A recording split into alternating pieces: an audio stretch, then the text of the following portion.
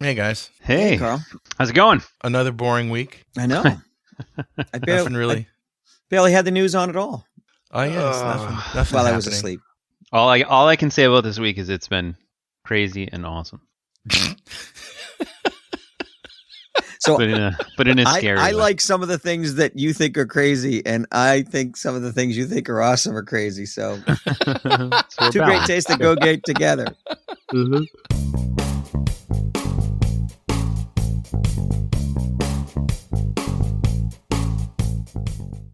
So, yeah, like I said, nothing really happened except a whole bunch of hacking, believe it or not, this week in regards to the Russia-Ukraine war.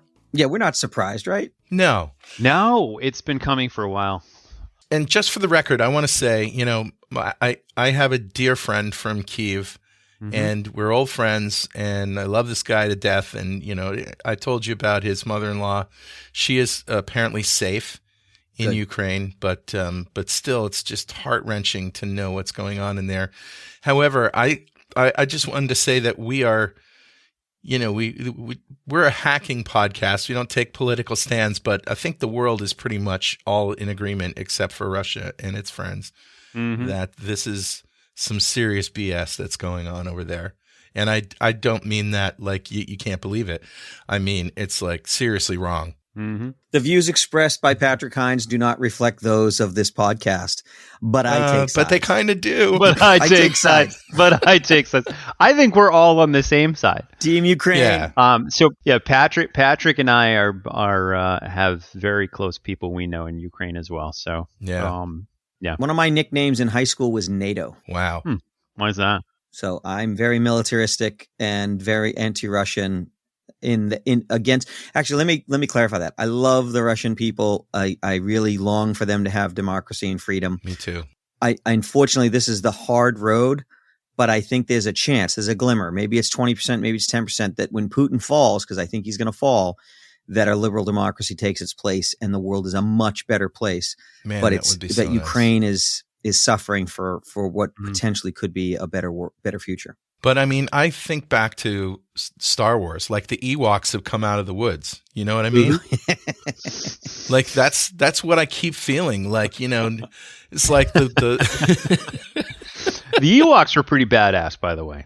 Yeah, and so I changed my Twitter background to the Ukrainian flag with Grogu, Baby Yoda holding up his hand, and that's the symbol for me of what's going on. Like, these they're impossible odds. The Empire has walking tanks and armored vehicles and stuff, and we're going to hide behind trees and shoot bows and arrows at them. Yep. The good news for Ukraine is it's not that one-sided. Ukraine's actually got better tanks than Russia. No, it's true. They just don't have as many. They have They the have a home better field leader, advantage, which you never want to have in a war. Okay. Because that means you're fighting from home. But I think it's going to be a rough slog, and I don't think the Russians are going to come out of this the way they're hoping. Now, But this show is about hacking, right? it is. Yes. So let's talk about that. Let's talk about hacking. A lot of our stories, I'd say most of our stories, are about the fact that hackers have taken sides. Yes. And Dwayne, why don't you regale us in some of the ways that's happened? Well, and we'll go through all those stories and some of it legal, some of it illegal. So we'll go through some of that as well. But the first interesting thing I think we should talk about is probably how war has changed in a certain sense. Right now that cyber war, like Patrick has said, we're in a cyber war, right? Yep. But when cyber war is in the front of a kinetic war, it's very different. So in this particular case, according to Russia, it was not them, but somebody randomly hit Ukraine government systems and power stations, etc., with a wiper virus. Wow. Right. I believe it's called Foxblade. I wonder who could have done that. And it was right before the invasion, right? Right before the invasion. Weird. Yeah. Weird Isn't that timing on odd? that. Yeah, I think that was like Anonymous that did that, maybe. Yeah. No. So it's interesting to see the cyber contingent of like I said, of a kinetic war actually preceding the actual invasion. And it's no surprise. You'd think, okay, it's almost telltale, like they're telegraphing the punch. And they lie about it up until the moment the tanks cross the border. So I will bring a flash from the past. In the first Gulf War, I was in the desert as an infantryman. And I've heard the story, but I've never read an article about it. But the story goes that the U.S. managed to pass the Iraqis a tainted version of an update for their missile systems, and the radar-based anti-aircraft couldn't see any planes. So the sky was full of planes, and the radar saw none of them. Wait, whose radar? The Iraqis, Saddam, for the first Gulf War. So during the first air campaign, the 6 weeks, a lot of their radars, when they turned them on, we killed them, but they couldn't see any enemy to shoot down, so they couldn't acquire targets. And so that's the first, electronic hack, malware based in warfare that I know of. Well, we have a handful of them we got a bunch today. Yeah, we have a bunch of Oh my examples. God, just in the last week, there's so much stuff going on. If there's any guess as to whether this was or wasn't Russia, etc., this Foxblade wiper attack, what's interesting about the attack is for it to work, you had to have complete domain administrative access to the entire network. Wow. So you already had to own the entire network. There is not a hacker on the planet who's going to have godlike privileges on a network and then wipe it. You're going to keep access to it. So if it were a normal ransomware group or something along those lines, they're going to dig in and stay there as long as they possibly can. Yeah. And in this case, they attained those superhuman access to the network and then wiped the whole thing. They probably had it for months. Yeah, and that's you'd have to at that point have it for months and then burn it to the ground. So after we're done sucking all your data out, then we're going to delete it for you. Yeah, you're welcome.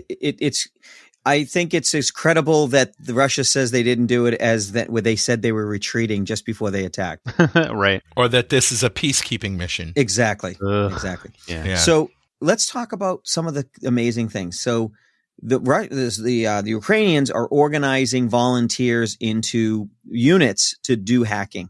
Yeah. And I think that's a page that we need to take. We need a militia. We need a hacking militia. Yeah. In the West, in the United States. I'd love to be, I'll take a lower rank, but I'll happy to be a colonel in the hacking militia. in the cyber reserves. And we should do that. Reuters reports on February 24th, the government of Ukraine is asking for volunteers from the country's hacker underground to help protect critical infrastructure and conduct cyber spying missions against Russian troops, according to 2 people involved in the project. Yeah. So that happened on the 24th. And then we found out that Anonymous declared cyber war against Vladimir Putin's government before announcing that they had taken down the website of Kremlin-backed TV channel RT. Yeah, and before we even move to Anonymous, though, this is an interesting move to enlist the hackers of the country. Because what's happened here is not only have they enlisted hackers inside the country, and they've taken there's a logistic nightmare here where you take in as many IT and security professionals as possible. And some are known quantities. Hey, listen, they've worked at companies in Ukraine forever doing cybersecurity. They're those professors somewhere, whatever. Right. So those guys get deployed to like power stations and whatever, trying to do cyber defense and make sure things are going to stay up and running. And then you have these unknown quantities where you go, okay, well, they've signed up. I don't know if they're from the other side. How do you vet them? Right. So I'm going to point them at a DDoS target, or I'm going to point them at a bank in Russia. I'm going to point them at whatever. And they just go offensively and start hitting things. But the other thing that's weird is they started doing this over Telegram, which is just a messaging app. And then they switched over to Signal, fully encrypted end-to-end communications as they broke out into teams. And reports I've heard is there are a lot of people around the world who joined up for that cyber militia who are not in country, right? And then there's legal ramifications there, but so it's interesting to look at how this was all organized. I don't think that we're looking for those people right now. I don't think we are. It's dangerous. It is dangerous. And our viewers, our listeners, just like if you show up in Poland and you cross the border and you fight, more power to you, but you're taking risks. If you start hacking Russia from here, it's still illegal. There's no law that allows us to do that. If you're in Ukraine, I'm pretty sure they've suspended any laws against hacking Russian targets. That being said, Patrick and I are going to be busy. And DDoS is actually fairly easy to run. DDoS is a distributed denial of service, or a denial of service is DOS attack.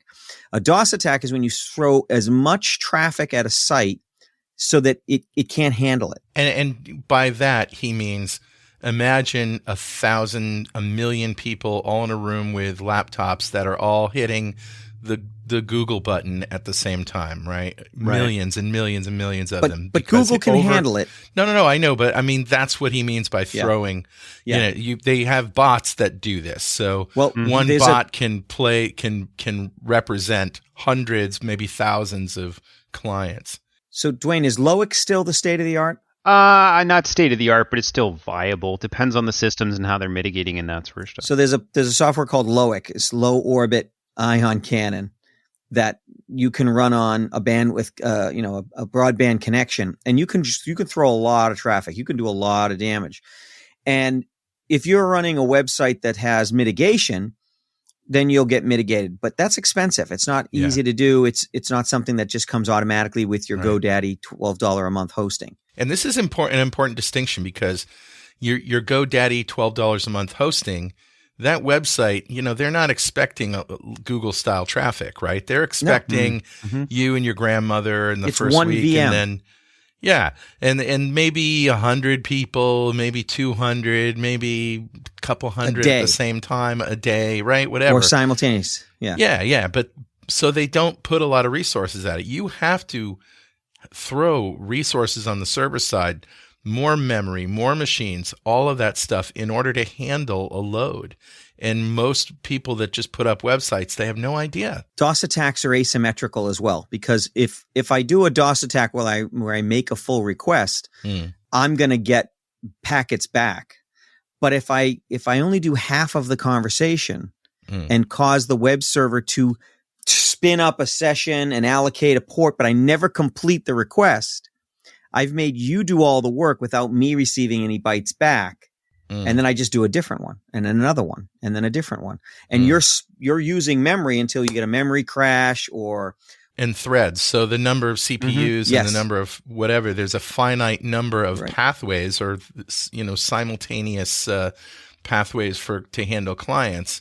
And at a certain point, it's just going to overload and shut down. Right. It would be like a pizza place that allows you to place an order but not complete where it's going to be delivered or pay for it. Yeah. And they got to answer the phone and stay on the phone. And they're making the pizzas, and then there's nowhere to send them. That's right. And so luckily, at the end, they got figured that out. And they call their friends and chow down. So you can, with a fairly old tool like LOIC, from most sites, you can bring them down with a single broadband connection. Huh. Yeah. All right. So that's what we're up against. So the denial of service is but one kind of attack. Let's talk about Anonymous and what they did. Okay. This is fascinating, and probably I would say a world first. We've never seen. We've obviously seen nation states hack, and we've obviously seen, cyber attacks go back and forth, but we've never seen really massive groups of hackers take sides. And Dwayne, I would agree with you that this is awesome. This is awesome. Totally awesome. I mean, I'm cheering. Anonymous, whether you like them or hate them, but they're, Anonymous has sided with Ukraine and said, you know what, we're going to start hitting targets, and we're going to start taking down sites in Russia.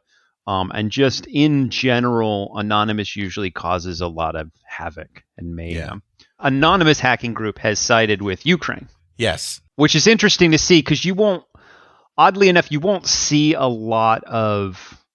Well, they're actually really good about posting things. One of the subsects of Anonymous, which we'll talk about a little bit later, talks about accessing Russian spy satellites and shutting down that network. Yeah, we'll talk about that in a minute. But it is interesting to see a massive group like that and say, pick a side in the war and say, you know what, we're gonna side with Ukraine. But some groups have sided with Russia, the ones based in Russia. That's right. Like Conti. Well, yeah. So then you have your ransomware gangs, surprise, surprise, most of them siding with Russia and saying, Conti's one of the biggest, saying, hey, if anybody hits Russia in cyber, we're gonna retaliate. right? That's And right. we're going to start attacking targets as well. They would retaliate if Russia becomes the target of cyber attacks. That's what they said. Mm-hmm. Mm-hmm. So this is like the biggest guy in a bar room walking in and saying, if anybody starts any trouble, I'm going to knock you out. And then 5 little guys step up and beat the crap out of them because Anonymous took them down in a big way. So a 3-legged dog hobbles into a saloon and says, I'm looking for the guy who shot my paw. So it's interesting in that. So Conti says, "Hey, listen, we're going to attack anybody who attacks Russia." And oddly enough, remember a couple weeks ago when we had talked about the FSB, and they were quote unquote bringing down ransomware gangs in Russia? Yeah. There's a They were rumor. just delivering pizza. There's a rumor. They had plenty of it because the guy down the street who just didn't have anywhere for the pizza to go, he's got a surplus. Right. So there's a rumor going on right now that what they were doing is actually bringing them in. Wow.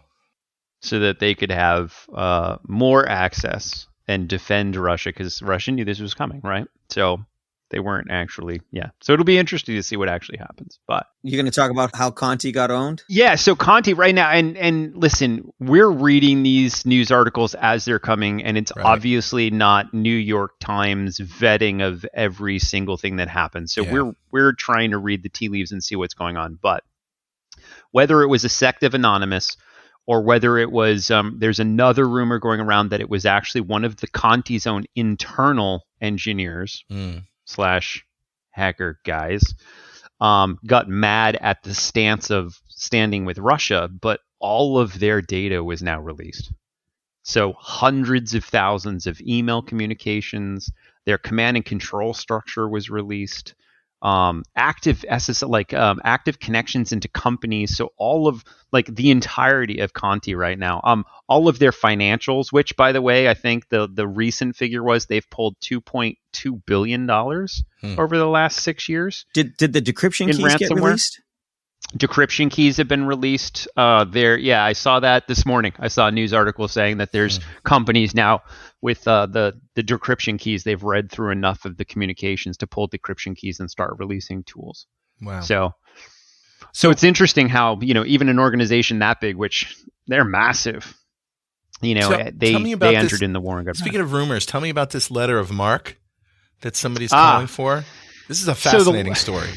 Letter of marque is interesting. So, all right. So a lot of the, cyber, either offensive or defensive people that are outside of Ukraine have said, listen, we want in, we want to help out, we want to do whatever we can. And legally they can't.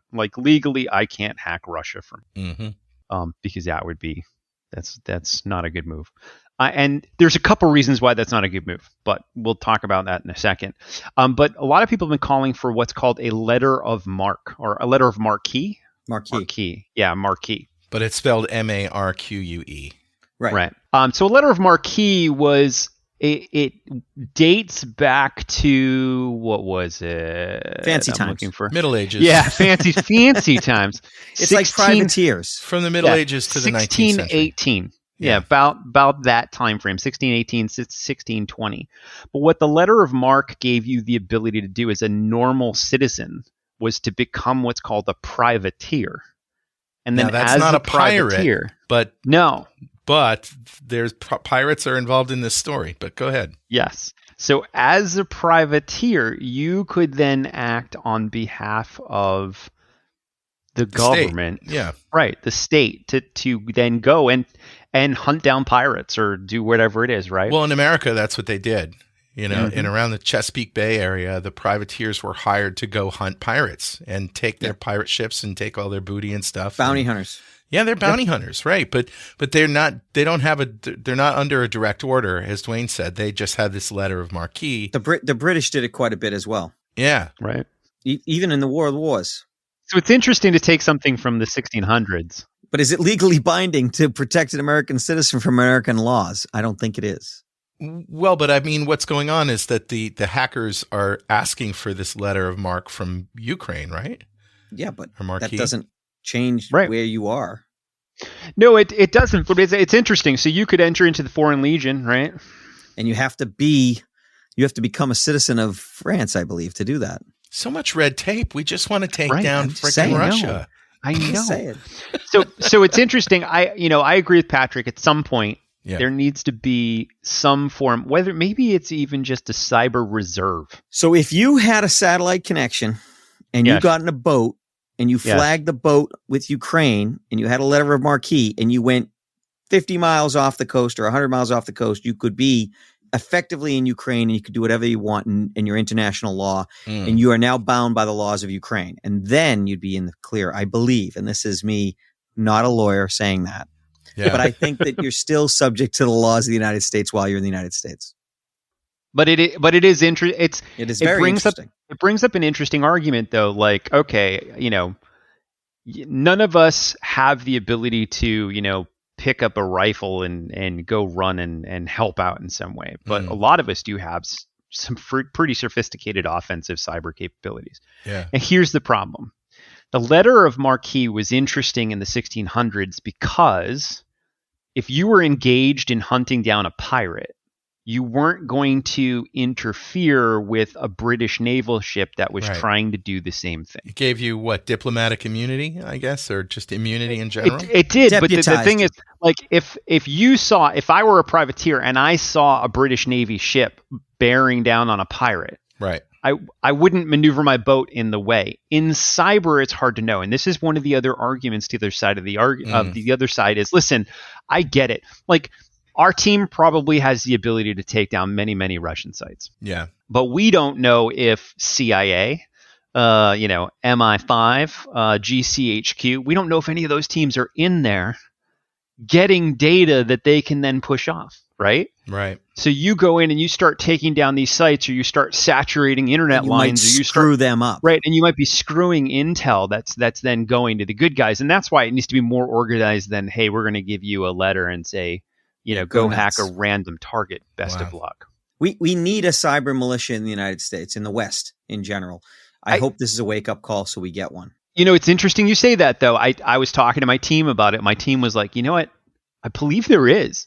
And they went searching, and I think I want to say it's like Ohio or something. Like, there is a state in the United States that does have a cyber reserve. And it's like regular citizens who can participate But in. Is it controlled by the governor and therefore sanctioned by the government? My understanding is it is, but I did not look into it yet. So it would be interesting if there is, because then there's call the governor of precedent. New Hampshire after the show. You should, because we can definitely participate. Yep. Well, it's all part of living free or dying, Right. which is Right. the New Hampshire motto. Yeah. All right. So I want to talk about this tweet that we saw on either Tuesday or Wednesday, or it might have been late Monday night. Yeah, it was 2:30 in the morning on Tuesday, March 1st, from NB65. Dwayne, you know something about that? Yeah. So, for any of you who are trying to keep track of all the latest things that are coming out, Twitter has fantastic cybersecurity people that I follow that put the latest and greatest stuff out there. So around that time in the morning, NB65, who I believe is some sort of subsect of Anonymous, came out and said, hey, listen, because remember, Anonymous is now against Russia. Mm-hmm. They said, hey, listen, we now have access to and have changed satellite command and control for Russia. So the Russian Space Agency, according to this message, it says, the Russian Space Agency sure does love their satellite imaging. Better yet, they do sure love their vehicle monitoring systems. Well, the WSO2 was deleted, credentials were rotated, and the server is shut down. Network Battalion, NB 65, isn't going to give you the IP. That would be too easy now, wouldn't it? Have a nice day. Have a nice Monday fixing your spying tech. Glory to Ukraine. We won't stop until you stop dropping bombs, killing civilians, and trying to invade. Go the F back to Russia. Mm-hmm. So have they, I missed this one. Have they actually completely taken that resource away from the Russians? So it depends on who you talk to. But we don't According know, to this, really. yes, they have affected some sort of spy monitoring system that the Russians had.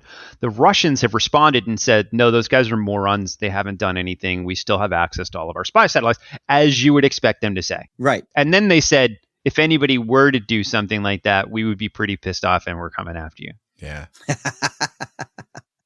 So whether they did or didn't, I don't know. It's hard to tell. But Russia's response makes it sound like they did get access to something and shut it down. So that sounds a lot like, I'm not crying, you're crying. Right. Yeah. I want you guys to, and I don't know if I can put a link to this, but the New York Times does this podcast called The Daily. And today, as we're recording March 3rd, there's an episode, Why Russia Hasn't Defeated Ukraine. And there's stuff that got reported in there that I had never heard before. Like they saw a screenshot from a Russian soldier who died. And right before he died, he was texting his mother and telling him that he was lied to. And the Russian army told him that they were going to be greeted with open arms. Instead, it's a full-scale war. They're killing civilians. Like it was a training exercise. Yeah, it was a training exercise. He's really scared. This is a real war, Mom. And, I don't know what to do. And then he died. So I feel bad for the Russian soldiers, not nearly as much as the Ukrainians, but they're caught in this. This is Putin's war. Yeah. Mm-hmm. The Russians are victimized, not as much as the Ukrainians, but they are victimized. Yep. So let's. I mean, I know we're a cyber podcast. Yeah, I know. It's just hard to ignore the reality of what's going on. Yeah. Yeah. All right. Let's talk about Superbank or Spurbank.ru. Sperbank. Sperbank. The Jester. The Jester. So for those of you who have not followed the Jester is a fascinating character. So best people can tell. I mean, the Jester's Twitter explanation says he's a cyber Minuteman. But the Jester is, best we can tell, ex-Special Forces cyber some way. U.S. We think U.S. because we always think, wow, that guy's an awesome hacker and he's helping doing good things. So he's got to be from the U.S. Maybe he's Israel. Right. He could be Israel. He could be. But, what's interesting with the Jester is people always want to donate money to him. And he's always like, listen, if you want to donate money to me, donate to the Wounded Warrior Project. That's his thing, is donate to the Wounded Warrior Project. Interestingly enough, he came on the scene. The Jester came on the scene back in the 2010 timeframe, when he was taking down Taliban websites, and to the point where he affected so much of that Middle Eastern war. His laptop that he was using at the time is actually in the International Spy Museum in DC. That is so cool. I actually got to see it, which was awesome. It was really cool to go there. Like, they do have a cyber area in the Spy Museum, and his laptop is like under plexiglass right there, and it's signed the Jester and all sorts of stuff. It was really cool. Wow. So the Jester tweets, what was it? February he was 27th. tweeting saying, February 27th says, Spurbank.ru, Russia's largest financial institution, seems to be having some sporadic technical issues. Even for folks inside Russia? Ask me how I know. So he is So he's an interesting guy. Han Solo line, like this is Star Wars playing out in front of our eyes, folks.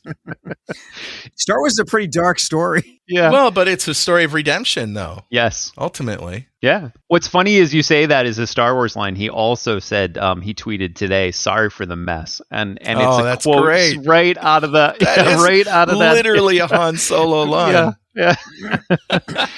So what's interesting with this guy is, he early on in his career was very much destruction, would destroy whole sites and military sites and whatever in cyber. And he's now shifted over to, it sounds like, he says it's an X-ray operation. He's a Jedi. So I don't know if he's digging deep into networks and releasing tactical information and not destroying networks, which, probably works much better with intelligence agencies than shutting down a site. So it's interesting. It's interesting to watch this war of some of the, the greatest either hackers or hacking groups or even the greatest ransomware groups just duking it out at this point. Now, we would be remiss if we didn't mention Microsoft. And Microsoft has kind of entered the cyber war, haven't they? I'm super impressed with Microsoft, honestly. every time we see something like this. So this is, I'm referencing an Ars Technica article from 2 days ago, March 1st. Microsoft identifies and mitigates new malware targeting Ukraine within 3 hours. Company is also removing and deprioritizing info from Russian state media.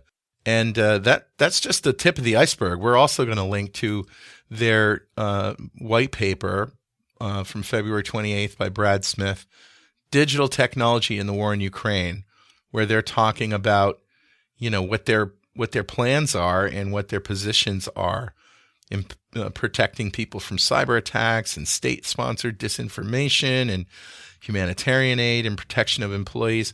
I'm really impressed. Yeah. And not only with which the speed that Microsoft can identify these things, but the seriousness with which they handle them. So literally they talk about alarms going off at their knock. Yeah. Saying, hey, we're seeing this new variant and it's starting to spread. And within hours, Microsoft has reversed it and said, okay, we know how to protect it. And then contacted the Ukraine government. And we're talking about Foxblade, right? Yeah. And said, here's what you guys need to do. Here's how you defang it. Here, blah, blah, blah, whatever. Like super fast response, fantastic job at really, jumping on top of this as quickly as possible, which is damn impressive, honestly. I know there's a lot of backlash against these big companies, but we're really fortunate that they're in a free society and not under the thrall of somebody like Putin. Yeah. Because that's interesting. That power could be used for bad very easily. But the thing is that once the power exists, everybody has access to it. So now it really becomes, are you going to use it for the powers of good or not? And so I love Microsoft's got some serious firepower that it's hard to replicate. But I love what NVIDIA did. This is a great story. This is so dangerous. So dangerous. It's awesome. So there's an article that came out about how NVIDIA got hacked. Yeah. And U.S. chip maker Giant, and this is a Bleeping Computer article, U.S. chip maker and Giant NVIDIA confirmed today it's currently investigating an incident that reportedly took down its systems, blah, blah, blah. A cyber attack included the company's developers' tools, emails, was first reported to the Telegraph. And then it goes on to say pretty much there was tons of data that was stolen. Terabyte of data stolen from the Lapsus Group. LAPSULS $. Lapsus. And the Lapsus actually posted on looks like Twitter saying, hey, here's the password hashes from all NVIDIA employees. Soon we're about to leak the data of the new RTXs, GPUs, and such. So it sounds like they got a lot of engineering data, got a lot of information, hashes, etc., from users and passwords from the domain. That sounds bad. So you're NVIDIA, what do you do? Hack them back. Tactical nuke. Shoot him. Tomahawk. Tomahawk. Judo chop and tomahawk. Oh, Patrick. Tactical nuke. Oh, Dirty man. bomb. Like, wow. Jesus, that escalated quickly. There's a rumor. There's a rumor. I don't know if it's true. It might not be true, but there's a rumor that at one point the U.S. military had a nuclear mortar round, but the blast radius was further than its range. Oh, so wow. you couldn't get out of range of it if you fired it. So it was a suicide mission, so they stopped research on it. That's awesome. Anyways, we might have to cut that out. Hey, wait, that's classified. Take that out. No, that's too awesome for the show. Oddly enough, in this particular NVIDIA story, for those of you who followed the VX Underground on Twitter, VX Underground then reported on Twitter, oh, by the way, those Lapsus guys who decided that they would hack into NVIDIA, Lapsus Extortion Group, a group operated out of South America, claims to have breached NVIDIA and exfiltrated 1 terabyte of data, which we saw that in the article. Lapsus also now claims that NVIDIA performed a hackback and states that NVIDIA has successfully ransomed all of their machines. And there's screenshots here of like all the Lapsus machines. I'm pretty sure they're not getting that key, no matter how much they offer to pay. Hackback is legal if done in concert with the authorities. It's rare, But my understanding is that it is possible to call the FBI, show them what happened, show them what's going on, and if you can, have clear provenance, you have clear lines. It's tough. Hackback is possible, but it's great to see it actually being implemented. Yeah. But it's not like you can just go and hack them back. Somebody at NVIDIA would be going to prison if that were just the case. So this had to have been done with law enforcement. Yeah, and NVIDIA obviously it's like, what are you talking about? I don't know what you're talking about. Right. Yeah, so it brings up an interesting topic of, okay, so if you do get hacked, is it legal to go back and hack them back? And right now I think that's tough because of attribution and all that other good stuff. It's not tough. Legally, it's not legal. That's not tough. Let's just be clear. That's not tough. What's tough is all right, fine. The reason it's not legal. Sure. I mean, legal. I am the perfect. Trust me. If I wish I'm an advocate of hackback, but we've had this conversation before offline. I know. The problem is attribution, and false flags are everywhere. So if Carl, if Dwayne wants it to look like you hacked me, he can make it look like you hacked me. And then if I hack back, I'm hacking you. That's the problem. I suggest a new strategy. Let Dwayne win. Let the Wookiee win. Let the Wookiee win. But that's the problem. And the moral example is, if a bad guy makes it look like a hospital is attacking you and you go after it without validating who the target is, you might take down a hospital. You might do more damage to the hospital than they did to you. And now you've taken down a hospital. So that's the biggest problem right now, is that, and it's just not legal. Yeah. Right. Yes. Unless you're in the militia. Then it's legal. Well, no, not yet, but we'll work on it. Yeah, we should. Honestly, I think it makes sense because you do have a reserve. Well, let's talk about our experience with masks. So when the pandemic came, we have a bunch of 3D printers.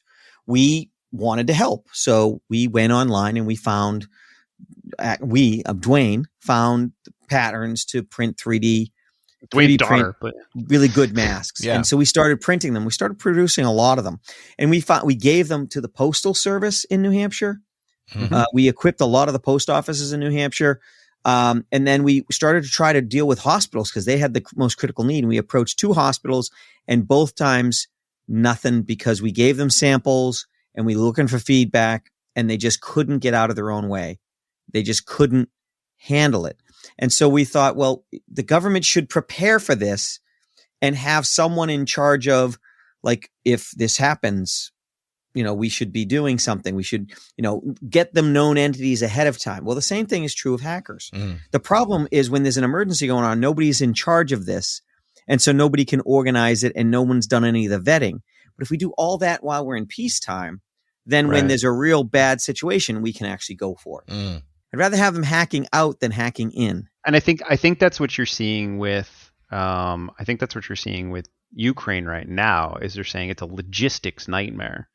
Like, they're scrambling to get a Minuteman militia of cyber people to do useful things, but it wasn't prepared beforehand, right? So that's the lesson. We need to do it beforehand.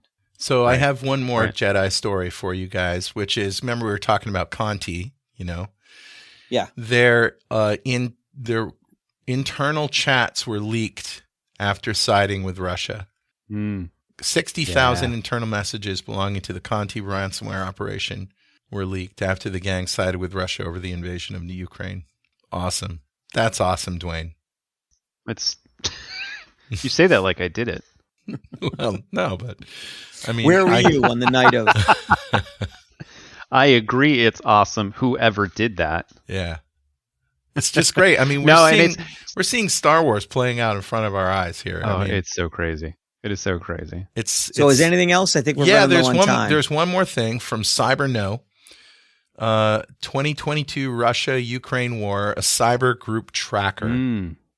So it's a list of hacking groups that have conducted some form of attack or declared an allegiance since the outbreak of the war.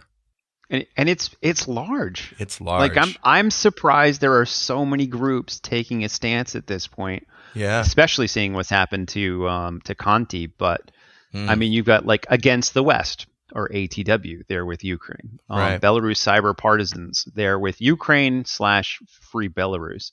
Anonymous, Ukraine. GoSec, Ukraine. IT Army, Ukraine. So I suggest the three of us declare for Ukraine right now and see if anybody takes us down. Because then we've hit the big time. We've really hit the big time if someone takes us down. They'll just That's be it. like, "Well, Security you guys this week. shut up." Security this week supports Ukraine. Only if you take us down, man. Only if you take us down. Yeah. Dare you.